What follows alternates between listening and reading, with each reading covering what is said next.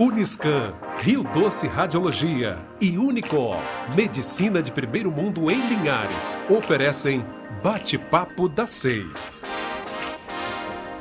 A Uniscan é o centro de referência para diagnóstico de mamas no norte do estado, com mamografia 100% digital, tomossíntese, biópsias mamárias, ressonância magnética das mamas, entre outros exames. Agende seus exames pelo 2103-5000 Uniscan.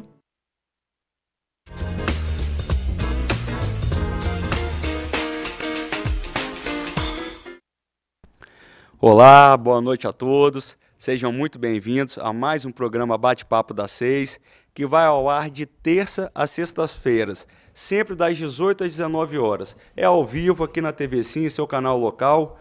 Lembrando também que tem transmissão simultânea na Rádio Sim FM 106.1 e também nas redes sociais. Hoje é a Quinta da Lei. É o dia da gente falar do direito de forma descomplicada, tranquila, para todos vocês entenderem de uma maneira bem leve e sutil, por mais que os temas sejam, às vezes, pesados, como é o de hoje, que é abuso sexual. Mas nós vamos tentar, né? Estamos aqui com duas feras do direito, doutor Diego, doutora Amanda. Nós vamos falar de forma um pouquinho mais suave, né? Para que a população entenda e, ao mesmo tempo, a gente consiga conduzir o programa de forma muito boa, sem passar essa carga negativa, esse peso que o tema carrega. Aqui ao meu lado, o doutor Diego Emerli, amigo pessoal, excelente profissional da área criminal, né, doutor Diego? E também procurador da Facel, Faculdade Municipal aqui de Linhares, que todos nós temos orgulho de tê-la. Doutor Diego, seja muito bem-vindo. Muito obrigado por ter aceitado o nosso convite. Bom, primeiramente agradeço as palavras tão gentis do nobre amigo. Primeiramente, nobre amigo, né? E agora apresentador de TV. Estamos juntos. Agradeço o convite, obviamente, do Tiago, da Amanda. Permita-me assim os chamarem, porque também são doutores igual a mim. Doutores do direito, né? Então, assim, agradeço primeiramente o convite também. A TV Sim, mais uma vez aqui, que muito me honra. Tentando levar mais conhecimento à comunidade geral e o que vamos tentar, o quanto mais sobre esse assunto puder elucidar a população, assim o fizer. Tá ótimo, muito obrigado mais uma vez, doutor Diego. E agora apresentando, como sempre, a doutora Amanda, apresentadora aqui com a gente, todas as quintas. Muito obrigado por mais um programa aqui conosco. Eu que agradeço vocês, o prazer de estar aqui hoje, compartilhando conhecimento de forma descomplicada. E muito obrigada, Diego, por ter aceitado o nosso convite. Obrigado. Sim. Agora, produção, tem como jogar o telefone aí na tela? Acabou que na hora da apresentação foi um pouco corrido, porque se tiver alguma pergunta, pode isso, 996224547. Tendo alguma pergunta, manda que a gente responde aqui na hora. Doutor Diego está doido para responder as perguntas aí de vocês. Né? E hoje o nosso tema é abuso sexual. Infelizmente, né, doutor Diego, está presente no nosso dia a dia. E às vezes de maneira oculta. Ninguém fica sabendo. Ou quando vai saber, já se passaram anos e aí fica aquela ferida para o resto da vida na pessoa. E o que a gente tem visto, né? Principalmente essa semana agora, na semana passada, sobre esses crimes que estão acontecendo e que está na mídia também. E é bacana a gente explicar para as pessoas a diferença entre eles, o que são, como prevenir, também como denunciar. Perfeito, doutora Amanda. E aí a gente poderia começar, de uma forma geral, o que seria o abuso sexual, doutor Diego? Sim, Tiago, o abuso sexual nada mais é um gênero de um crime que está relacionado à sexualidade. O que eu quero dizer com isso? Ele está vinculado a esbulhos à sexualidade de pessoas, seja maiores, seja menores. Dentre eles, existe o assédio sexual, que é muito falado hoje isso no âmbito até mesmo das empresas. O empregado ele é assediado sexualmente, como também é feito isso de forma geral na sociedade. Há também outro tipo, que é a violação sexual mediante fraude, e por fim, obviamente havendo outros casos, o estupro propriamente dito, que esse se divide em algumas formas, como o estupro geral, que é o de maior, quando a vítima é maior de 18 anos, e o estupro de vulnerável, quando é menor de 14 anos, e aí sim havendo estupro também em uma parcela ali de 14 a 18 anos. Perfeito. Doutora Amanda, fala aí pra gente quando é que pode ser considerado o estupro. Então, Thiago, o estupro ele vai ser considerado com qualquer tipo de violação sexual sem consentimento. Mas de que forma? De uma forma mais, de um ato mais libidinoso. Não necessariamente com a penetração, que é com a conjunção carnal. Qualquer tipo de toque ou atos mais lascivos, de forma mais sexual, e sem o consentimento do outro, pode ser considerado como estupro. Perfeito. A gente estava até conversando, né, antes da gente entrar no ar, a questão que tinha vindo uma pergunta mais cedo. Aquele beijo forçado, né, a gente vê muito em carnaval, ou então, às vezes, numa balada, alguém que se excede um pouco mais. Não vou nem falar que é só um homem, uma mulher, não. Às vezes pode ser o contrário também. São os dois. Falando em estupro, é o quê? Depende do sexo, né? Tanto a mulher com o homem ou o homem com a mulher. Perfeito, Thiago. No estupro, independe do sexo. Quem é, para o direito, a gente chama de sujeito passivo e o sujeito ativo. O sujeito ativo é o agressor e o sujeito passivo, a vítima. Então, para o direito, independente de sexo, se é homem com mulher, mulher com homem, ou outros gêneros sexuais, independente. Se é forçado, se não tem o consentimento, é considerado estupro ou um crime sexual. Eu acho que a principal palavra que a gente tem que lembrar sempre do estupro é exatamente essa. É a violação sexual sem consentimento. Ou seja, qualquer coisa que te force, que vai te constranger, ou vai fazer algo que seja sem o seu consentimento, é considerado como estupro. E aí sim, Thiago, puxando a sua pergunta quanto ao beijo lascívio, o que seria o lascívio? É aquela questão do cunho sexual que sai da normalidade. Ou seja, você vê duas pessoas se beijando e aquilo lhe chama muito atenção. É diferente do chamado selinho. Você percebe que ali está acontecendo algo que lhe chama muito atenção. Nesse caso, hoje a doutrina é bem dividida. Parte dela diz que, em tese, não seria crime de estupro, parte entende que seria crime de estupro. Mas aí é algo bem exagerado, assim, também, né? Sim, sim, é isso que eu estou te falando. Sairia do normal. Do normal. É algo que chamaria realmente atenção para que pudesse caracterizar isso. Que chegaria a ter um tom de constrangimento. A pessoa, obviamente, sendo vítima, e quem está ao seu redor observando aquilo. Isso aí. E no casamento? Que a gente vê muito também, às vezes, você ter uma relação abusiva, né? Um dos dois ali não tem aquela vontade de às vezes ter uma relação sexual e pode ocorrer o estupro, mesmo que eles sejam casados e já convivam, por exemplo, há 20 anos. Sim, Thiago. A questão do casamento nada impede que haja o crime de estupro. Se a mulher ou o homem não consentir com aquele ato, estupro é.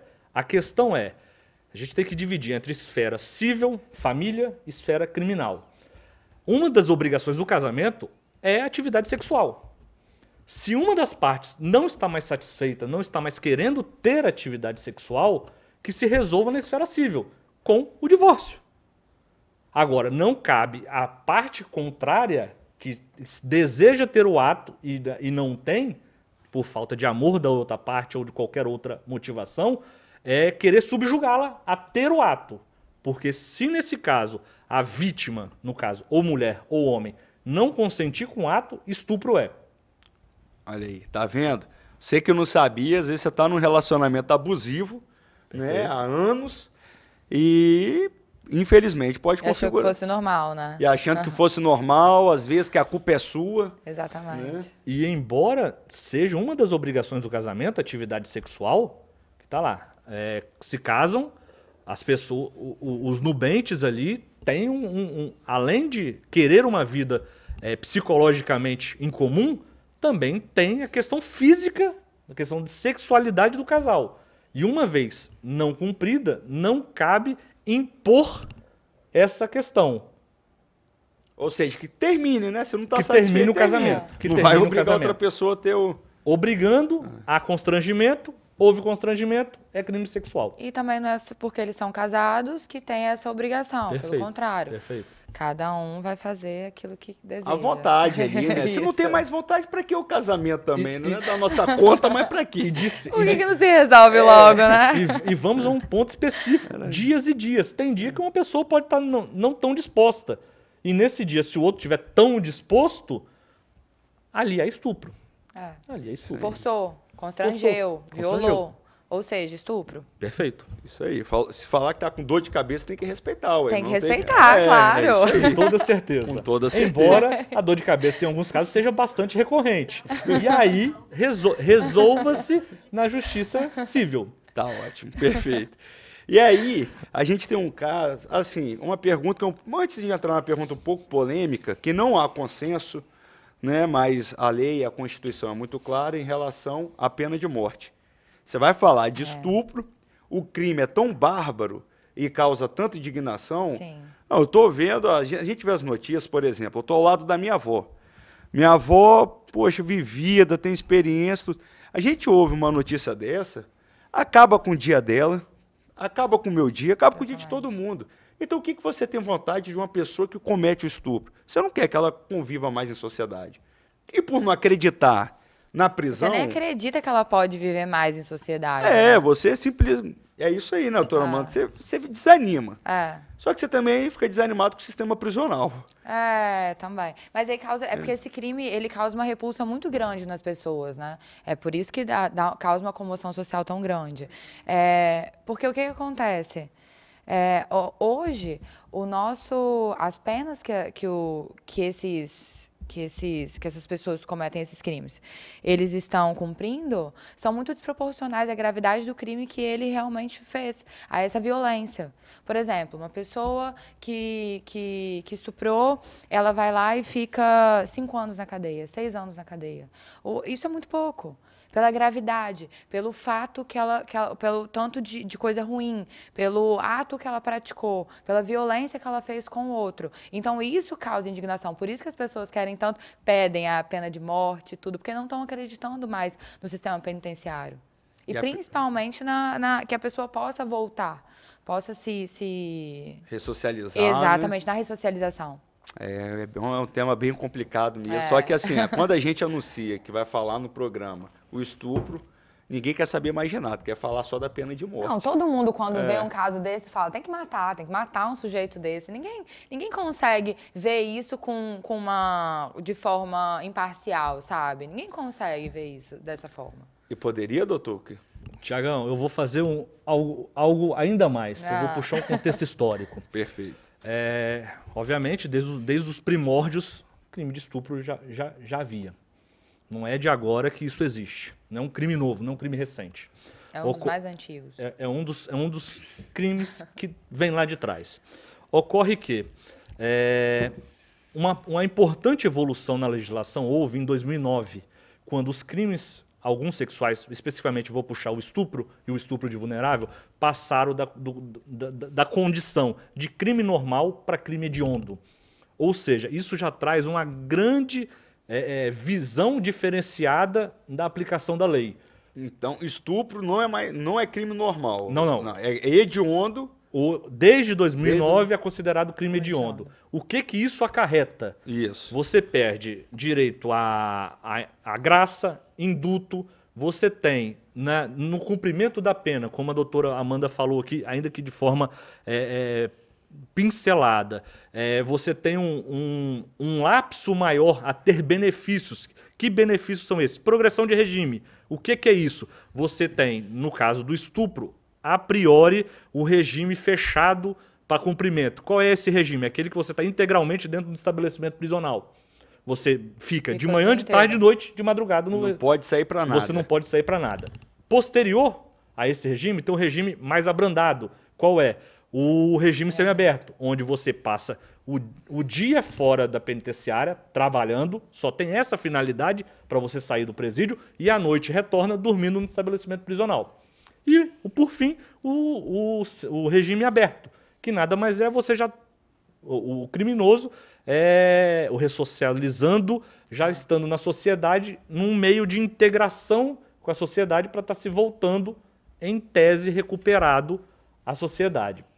Ocorre que, no caso do crime hediondo, a parcela de pena que ele tem que cumprir para ter esses benefícios é maior do que o crime normal. Ou seja, ele vai demorar mais a ter esses benefícios da lei. Então já se houve um grande avanço na legislação a partir de 2009. Quanto específico à penalidade, pena de morte. Isso, obviamente, no mundo todo é muito, muito controvertido. Há quem defende, há quem não defende. Os senhores defendem ou não defendem? Eu particularmente não defendo. Por quê? Não porque não considere uma pena, que eu acho que é. Só que eu acho que é uma pena muito severa, principalmente para o momento que a gente vive de sociedade e cultural. A cultura do planeta não é tão perfeita para se ter uma pena de morte. Você acha que seria tratar a violência com mais violência? Isso? Não tratar a violência com mais violência. O direito penal existe para punir o acusado, para punir o delinquente, quem infringiu a lei. Não tirar a vida. A vida, por si só, a Constituição defende. Isso seria uma alteração constitucional para dizer o seguinte: em alguns casos, o cidadão, que o Estado preserva a vida, deixa de preservar. Vai ter a morte. E poderia existir outras formas também, né? Das penas se tornarem mais severas, mais duras e da população ficar muito mais satisfeita com o sistema penitenciário. Perfeito. Antes de complementar, se me permitir. Sim, perdão. Se me permitir. Não, sem problema. Mas a questão, ainda continuando da minha defesa, por que não da pena de morte, nós vemos na mídia, na TV Sim, nas outras mídias, diuturnamente, ou seja, dia a dia, casos de erro judiciário. Infelizmente existe. Não é que vai ser, porque ainda é pouco, em número, em quantitativo, mas fala para a família daquela pessoa, do erro judiciário lá, que perdeu a família por causa do Estado. Porque o judiciário agiu errado e o Estado tirou a vida dele. Você está errando duplamente. Então, é um problema. A meu ver, defendo o lado contrário. Continuando e já abarcando para a pergunta da doutora Amanda. Vejo o seguinte, obviamente a gente tem que pensar em algo anterior à pena, à sanção. O que eu estou querendo dizer com isso? Por mais que haja uma pena, independente de 2 anos, de 4 anos, de 10 anos, de no máximo 30 anos. E aí, o que nós vamos fazer quanto a isso? A questão maior é a seguinte: independente que a pena seja grande, bota lá, estupro simples, 6 a 10 anos. Em tese, não é uma pena pequena. Se você pensar que 6 anos você vai estar num presídio... A pena mínima é 6 anos? Do estupro simples. Sim. Simples. Depois a gente vai para o estupro vulnerável. Tem as formas qualificadas, que é quando resulta lesão grave à vítima ou morte. Então, que 6 são outras penas. Mas no estupro simples, a pena mínima é de 6 a 10 anos de reclusão. Inicialmente, regime fechado. A questão maior é a seguinte: a gente tem que pensar antes disso, a questão do Estado. O Estado tem política pública? O Estado, no seu sistema penitenciário, ele consegue regenerar o detento? Porque não adianta a pessoa ficar lá 30 anos se o Estado não regenera. Colocar o detento lá como se animal fosse. Então ele vai voltar muito pior do que ele foi. É o que a gente vê no dia a dia. Infelizmente. Quais são as outras formas que você acha, você acredita que poderiam ser Na melhores? verdade, vem uma questão de estruturação de Estado. Realmente o Estado cumprir o que as leis, que aí digo, existe, só que não são aplicadas. Você tem que ter apoio psicológico integral, apoio de saúde. Refazer o processo educacional. Condições específicas. Eu acho que é onde começa isso também. E aí sim. Específicas. A estrutura, né? Tem uma estrutura, realmente a estrutura que existe no papel, de fato, funcionar. Porque a estrutura no papel, para quem não sabe, é muito bonita. Toda a lei brasileira, na verdade, ela é muito bonita. Ela só não consegue funcionar. Só que o sistema não funciona. Mas você lê é uma das mais severas, na verdade. E excelentes de punição ou seja lá do que E for. não funciona mesmo a gente pagando esse 1 milhão de imposto, né? Não. É imposto que não acaba mais, só que a gente não tem essa retribuição. Mas vamos deixar esse assunto agora para o segundo bloco, porque a gente tem que dar uma paradinha. Fique aí, que tem muito tema interessante, inclusive o estupro de vulnerável, nós vamos estar tratando no próximo bloco. E 2 minutinhos, a gente volta já.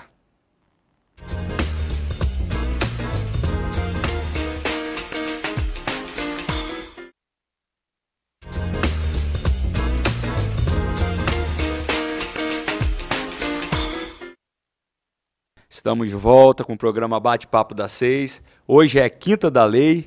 Lembrando que amanhã o programa é reprisado das 6 às 7 da manhã e no domingo, a partir das 15 horas, os programas da casa rolam solto lá para todo mundo poder nos acompanhar novamente e nos privilegiar, né?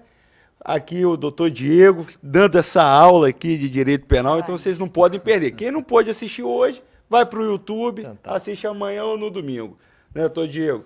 O programa, produção, que já veio uma pergunta até agora, talvez tenha mais gente aí com dúvidas, que queiram mandar suas perguntas, olha lá, 99622-4547.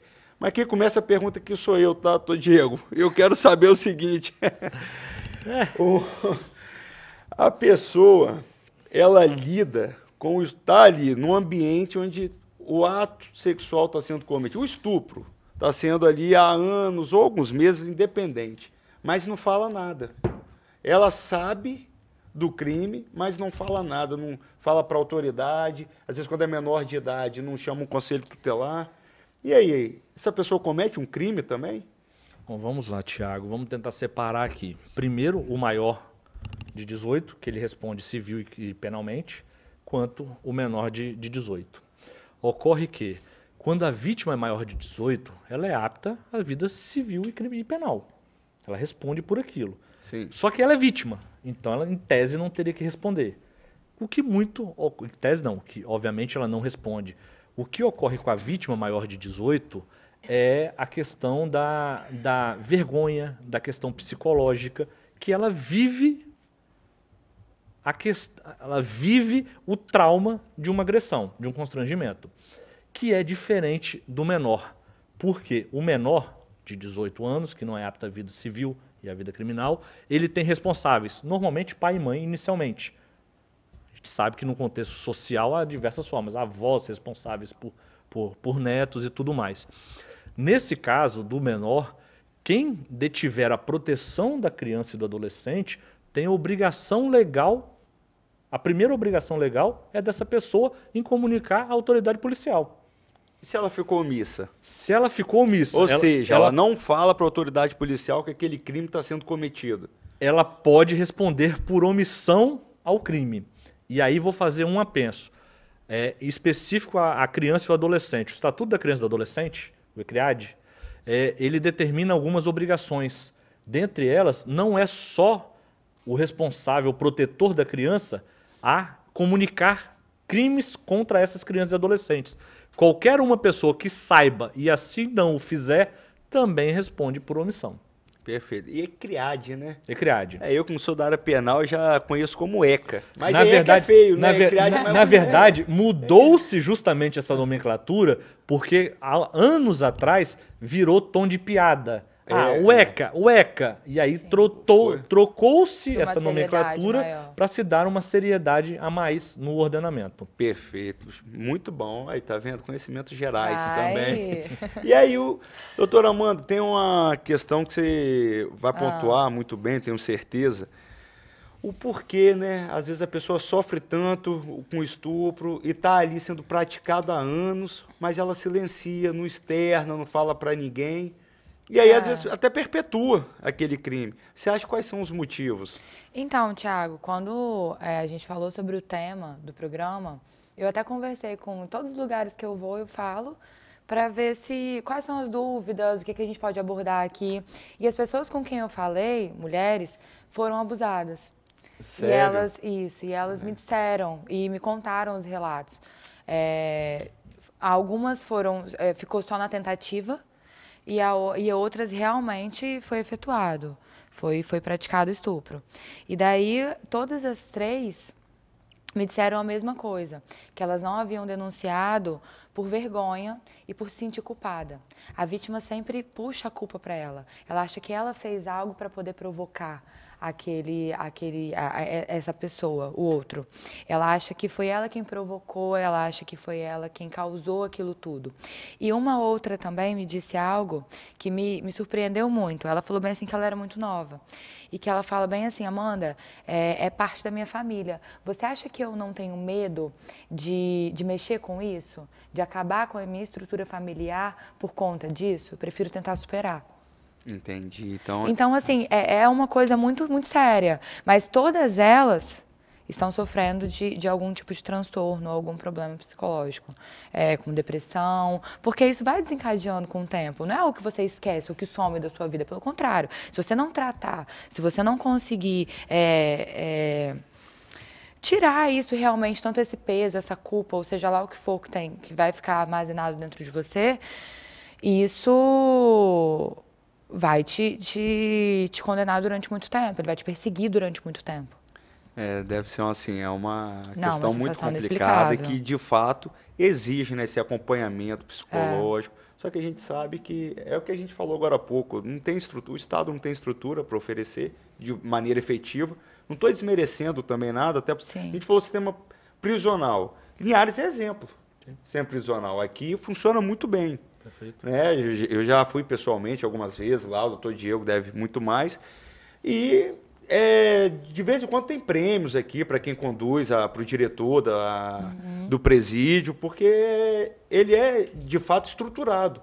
Com todas as dificuldades, é muito bom. Só que essa não é a realidade do nosso país. Mas indo agora no ponto do estupro de vulnerável.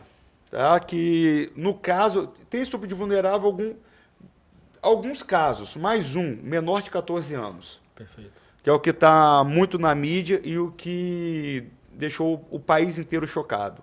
Semana passada.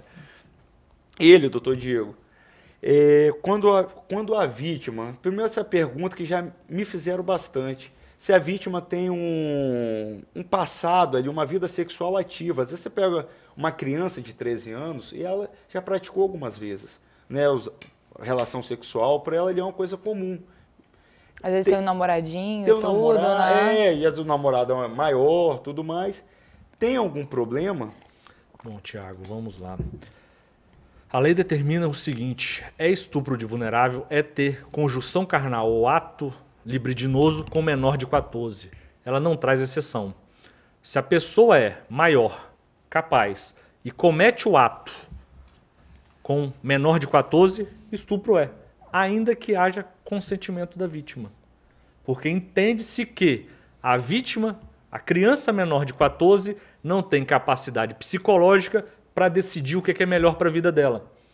Então ela não tem como consentir. E isso é o que a lei tenta preservar. Menor de 14, ainda que seja consentido pelo menor, não se pode. O que se visa é o lado oposto. Você, em tese, agressor, você maior de idade. Se você cometer essa conduta, você vai estar cometendo estupro. Tá vendo, doutora Amanda? Por mais que a criança...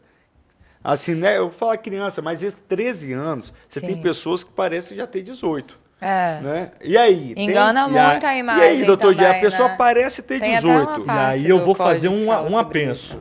E vamos pensar, dos 14 até aos 18, aos 17 anos, 12 meses e 31 dias. E se ela consentir? É crime? Nem todas as vezes. Nem Dos todas 14 as aos vezes. 18. Dos 14 aos 18. Por quê? O que a gente tem no mundo, no universo jurídico, é a seguinte condição. Muitas das vezes, o maior de idade que está tendo a relação ali, pela condição física da vítima, ele não sabe se a pessoa é menor ou não de 18. Ele tá, que pra gente chama, ele tá agindo em um erro. Muitas das vezes a vítima mesmo omite a idade. E nesse ou caso? Tá numa boate, tá numa festa, onde seria proibida a entrada de menores. Como ele vai saber? Perfeito, até mesmo pelas condições físicas. Hoje a gente sabe, a gente vê adolescentes de 15, 16 anos que têm posturas de homens e mulheres. Eu que tenho um cara de 18, às vezes eu pego um adolescente com 13 anos e parece ser mais velho que eu.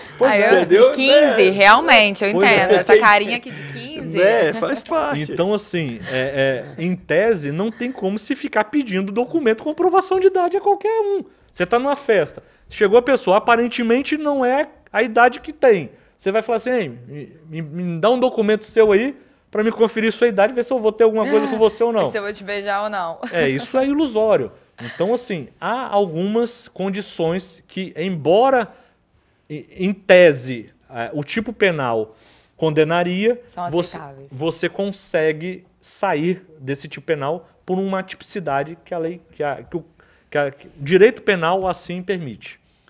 Então, doutora Amanda, por exemplo, só para complementar, tem 13 anos, mas parece ter mais, tem 18 anos. Parece ter 18, mas tem 13.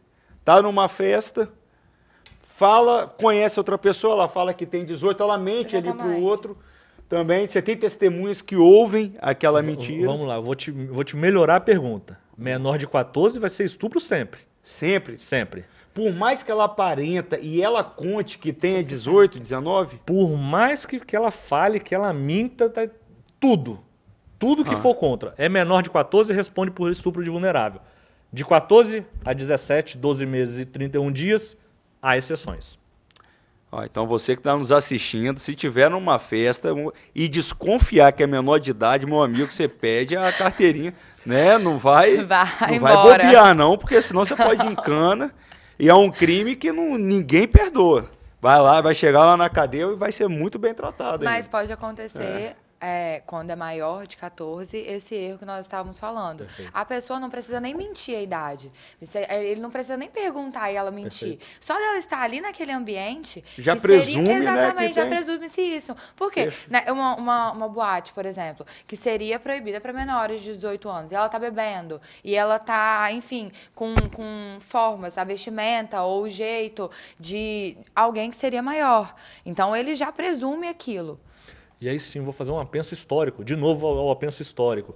Há 30 anos atrás, uma criança, um adolescente de 15 anos, tinha cara de adolescente. Hoje, um adolescente de 15 anos, muitas vezes tem fisionomia de um jovem adulto, acima de 18. Então, assim, não se pode... Mulheres, né? Antigamente, a pessoa menor de 18 tinha um tipo de vestimenta infantil. Hoje em dia, a vestimenta é independente. Até por segurar a vontade de cada um. É um caso complicado. Principalmente mulheres, maquiagem, saltos e tudo se arrumam. Então, assim, passa muito mais fácil, né? Essa impressão de porque a mulher, a mulher se desenvolve mais rápido. Né? Quando eu tinha 12 anos, 13... Né? E quando a gente sonhava com as meninas da nossa idade, elas já queriam os caras bem mais velhos, porque a gente era tudo bobo. Magrelinho, só falava besteira, só futebol, né? Só Atlético Mineiro. Flamengo. Mas aí, e vamos lá, Diego, tem a questão, menor, não falar menor de idade não, que é menor de 18 anos, mas do estupro de vulnerável. Perfeito. Menor de 14 anos. Se me permite, mais uma pensa. O estupro de vulnerável não é só para aquele menor de 14 anos. Isso. Também ele destina ao enfermo e ao deficiente mental. Ou seja, eu posso ter 50 anos. Se eu tiver uma síndrome mental, eu sou considerado vulnerável. Perfeito, tá ótimo. Se eu for enfermo e não ter a capacidade psicológica média do ser humano, eu sou considerado vulnerável. Então, estupro de vulnerável como se fosse um gênero, né, ali que ele comporta 3 opções. 3, isso aí. E aí do menor de 14 anos. Perfeito. Denuncia, vai à delegacia para evitar o que acontecia muito antigamente, aquela revitimização, né, dele ter que falar para o delegado, tem que falar para o juiz, tem que falar para o conselheiro tutelar. Como é que é hoje esse depoimento? Bom, vamos lá. O depoimento da criança, do adolescente, principalmente no caso de estupro, é chamado de depoimento sem dano. O que é isso? Ele não é prestado diretamente perante ao juiz, à autoridade policial e as partes envolvidas. Partes aqui a gente coloca Ministério Público e defesa do suposto acusado. Por quê? Ele é conduzido por um psicólogo que, por questões técnicas da psicologia, vai tentar abstrair de forma mais verossímil, de maior verdade possível, se aquele fato concretamente aconteceu ou não. E aí sim, complementando, porque o estupro de forma geral, seja o genérico acima de 18 anos, do adulto ou do menor de 18, ele é conhecido como um crime que é praticado às escuras. O que é isso? Muitas vezes, em todas as vezes, ele não é um crime público. Normalmente o agressor ele coloca a vítima em situação que ninguém possa ver. Ou que já está numa casa sobre a sua, no caso de vulnerável, do menor de 14, sobre a sua tutela, sobre a sua proteção, mas ninguém na casa. Ou seja, é escura da sociedade, é escura da família, ou então à noite em lugares ermos, onde que não há passagem de pessoas, que aí ele comete essa prática delitiva. Quais são as formas de se provar esse crime? Há várias formas. Uma principal é o que a gente chama de que o estupro é um crime de vestígio. O que é isso? Ele, para comprovação, ele tem um exame específico para se provar. Qual é? O exame de corpo de delito. Mas, em tese e na prática, ele também há outras formas de prova. Por exemplo, digamos que eu tenha sofrido um estupro há 90 dias atrás. Eu não tenho mais nada no meu corpo que possa vincular ao agressor. Mas eu posso ter um vídeo. Ou, aonde aconteceu, pode ter uma câmera de alguma empresa, de alguma entidade, da própria administração pública, da segurança pública, que comprove o ato. Testemunha. Isso. Então, há outras formas. Perfeito. Você falou de vídeo. Doutora Amanda, tem um amigo seu que... Produção, tem como colocar o vídeo aí no ar? Se tiver, a gente roda aí o Dr. Bispo. Excelente. Deixa um recado aí para o nosso programa. Profissional. Vamos lá. Pessoal. Tem que ter uma pessoa especializada, tem que ter os profissionais adequados, né, e preparados para atender essa criança. Gente, pense, uma pessoa que sofreu violência sexual, vamos considerar que foi procurar o conselho tutelar. Chega lá, conta no conselho tutelar, vem para a delegacia, conta para a delegacia, vai para o judiciário, conta no judiciário. E todas essas vezes que essa criança conta a violência sofrida, ela está revivendo novamente tudo o que aconteceu com ela.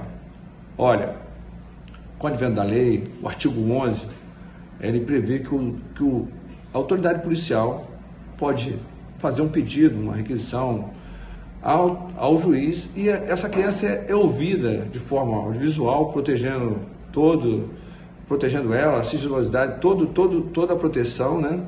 E ela prestaria esse depoimento uma única vez.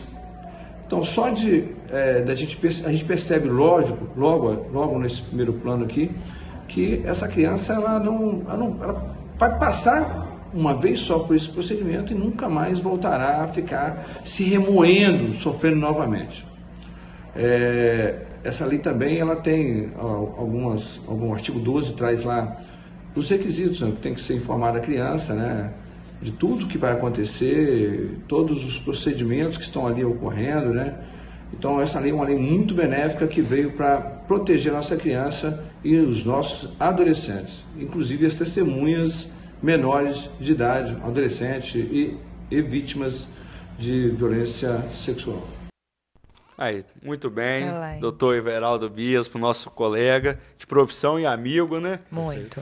Deu esse depoimento que contribuiu e falou justamente essa questão do quando a criança sofre, né, esse abuso sexual, ela não ficar revivendo todas as vezes, ter que falar num lugar, fala em outro. Então é um depoimento mais humanizado e que preserva pelo menos minimamente, psicológico ali da pessoa afetada.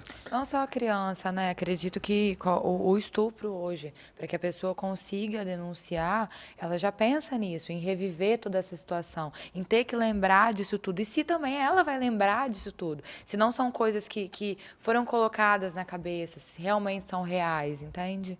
Se tudo que ela está passando, tudo que ela está revivendo. Perfeito. Eu só queria complementar uma coisa, Tiago. Embora muito perfeitamente relatado pelo nobre amigo Everaldo Bispo, que por muitos anos estava do lado das forças policiais, combatendo o crime, Sim. e tem minha admiração há anos. Excelente. Eu quero fazer um apenso. Essa lei ela veio para proteger ainda mais a criança e o adolescente. Ocorre que a gente tem que pensar no sistema penal por um todo, que determina que, na fase de inquérito policial, ou seja, antes da ação, propriamente ação penal, tudo que ali for construído tem caráter de indício. Só vai ter condão de prova perante o judiciário. Então, essa lei, na minha leitura, ela é feita no seguinte: enquanto durar o inquérito policial, será feito um ato quanto à vítima menor, justamente para evitar danos maiores psicológicos, que é a revivência diuturna com vários questionamentos de pontos. Mas, independente se ela der um testemunho ali, um depoimento ali, ela vai ter que obrigatoriamente prestar também um perante o judiciário, que esse tem condão de prova. Ótimo. Então, vamos para um rápido intervalo. Fique conosco, o programa está muito bom. No terceiro e último bloco, nós vamos mencionar um pouquinho do caso que aconteceu em São Mateus, só algumas especificidades que saíram na mídia, e o doutor Diego está aqui, a doutora Amanda, para poder esclarecer. A gente volta logo.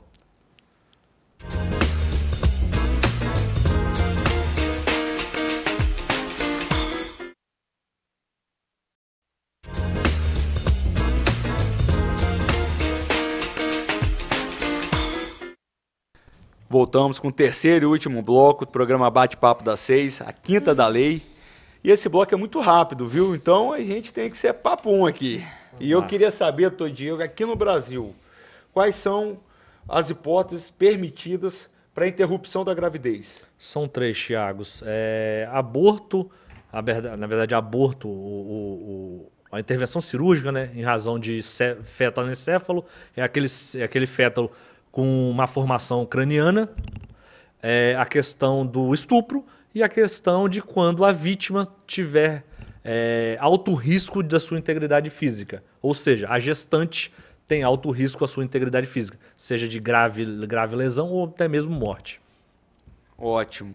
Fazer só o anencéfalo foi o STF, né? Que não advém uma hipótese legal, de lei. Na verdade, é um entendimento do Supremo Tribunal Federal que abarca essa possibilidade de interrupção da gravidez em razão do feto anencéfalo. Então, hoje nós temos duas opções legais né, que estão na lei e uma jurisprudencial, que a gente chama, construída pelo que STF. É criada pelas decisões judiciais.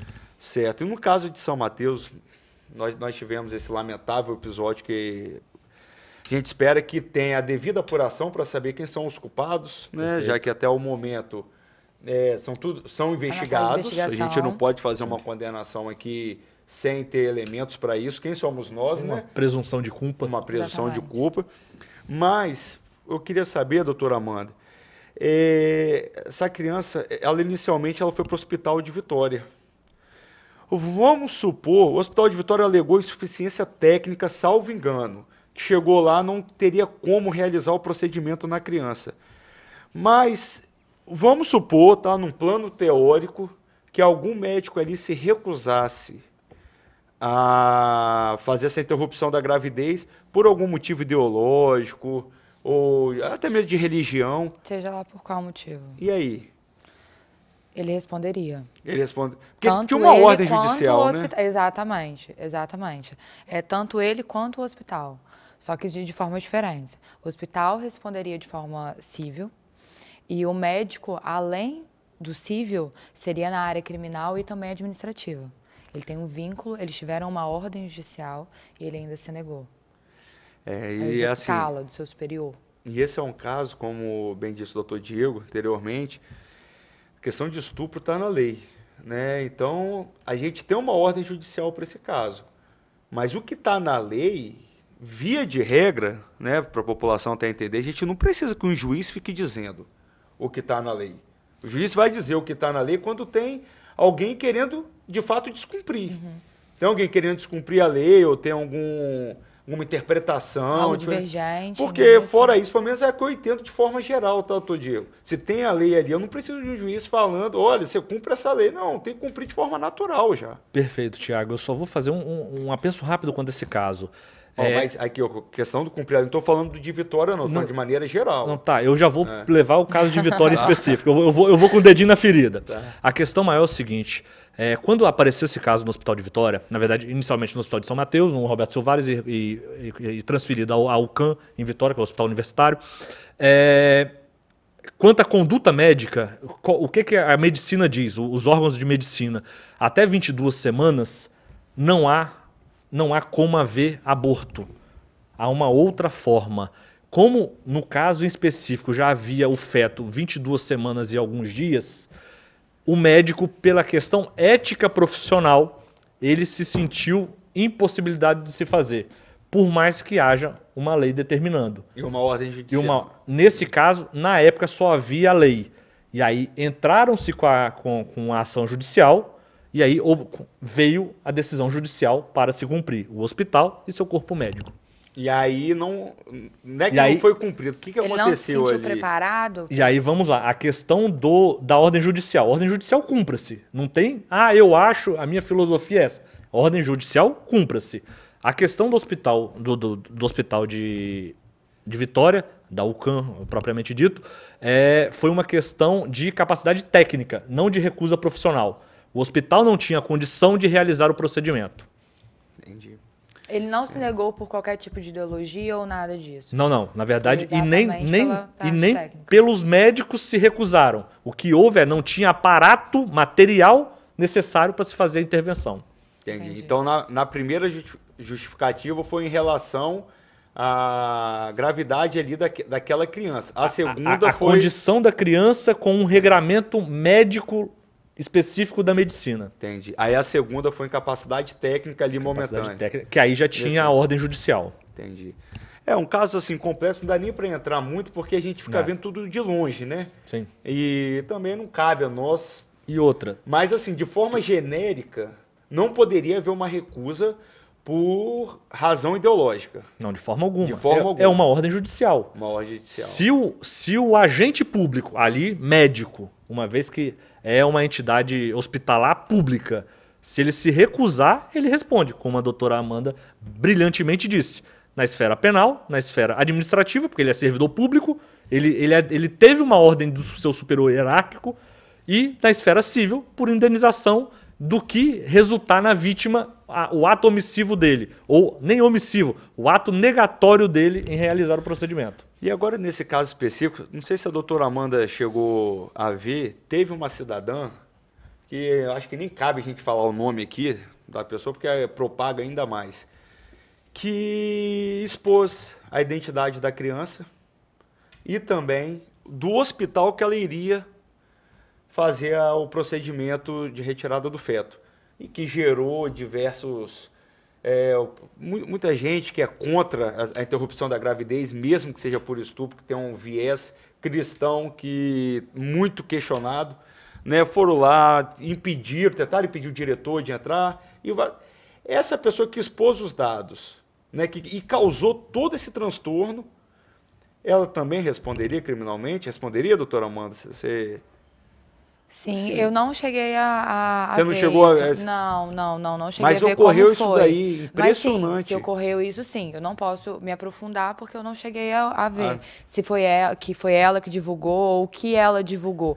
Mas, geralmente, ela responderia sim, tanto ela quanto as pessoas que divulgaram e que compartilharam isso também. É porque alguém passou essa informação para ela, né?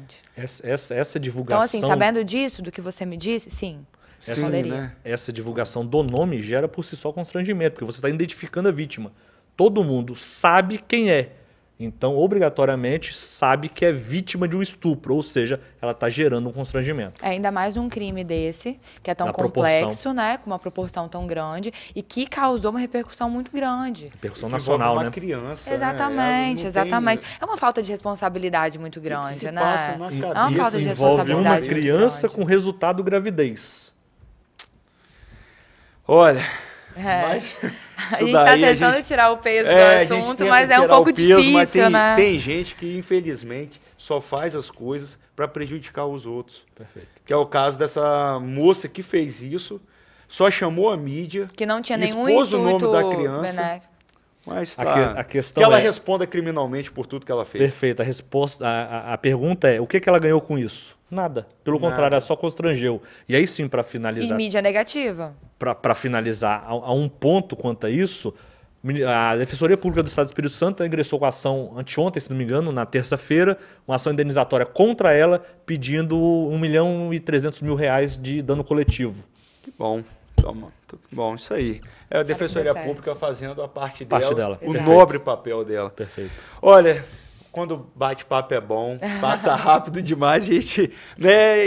E é verdade, a gente foi ver, né, vários temas que a gente meio que conversou, não dá para falar, porque passa rápido. E muitos pincelados rapidamente. Poderia se falar muito mais. Muito mais. Então eu quero agradecer sua presença, doutor Diego. Foi assim, tenho certeza que o pessoal de casa gostou e pôde tirar as dúvidas desse caso. Não só desse caso, porque a gente tratou de forma genérica, a gente não falou especificamente. Né? Até para preservar preservar tudo. Mas tratando de forma brilhante aqui e podendo tirar as dúvidas da população. Muito obrigado. Tiago, eu agradeço novamente o convite feito por ti e pela doutora Amanda, que me permitem utilizar os prenomes de cada um. Tirar o doutor, muito embora vocês exerçam perfeitamente nossa profissão, brilhantemente nossa profissão. Então, assim, agradeço mais uma vez, estou à disposição para quando precisarem e vamos que vamos. Muito obrigado, a gente que agradece a sua presença. E, doutora Amanda, você, nota 10, já está dominando aqui a bancada. Não, ainda falta Tá bom, bastante. muito obrigado. E aí, deixar as considerações finais, né, para os telespectadores e ouvintes da rádio. Exatamente. Agradeço muito por estar aqui nesse programa. Toda quinta-feira a gente conversa sobre algo muito diferente e tentando levar para vocês de uma forma bem, como a gente sempre diz, descomplicada, para que todos entendam sobre esse assunto. E que, se vocês tiverem mais alguma dúvida ou qualquer outra pergunta, vocês podem mandar para cá também, que nós vamos Gente, tirar a caminho pro dúvida Dr. com o maior. Diego. Exatamente, também caminho para o doutor Diego. Perfeito. E eu agradeço muito vocês, são profissionais excelentes e eu me sinto muito privilegiada por estar aqui. Isso aí, Amanda, muito obrigado. E a gente chega ao final do nosso bate-papo das 6, a Quinta da Lei. Amanhã, não se esqueça, das 18 às 19 horas, não estaremos de volta, é o Cláudio, brilhantemente, para apresentar para vocês mais um programa Bate-Papo. Boa noite, até a próxima.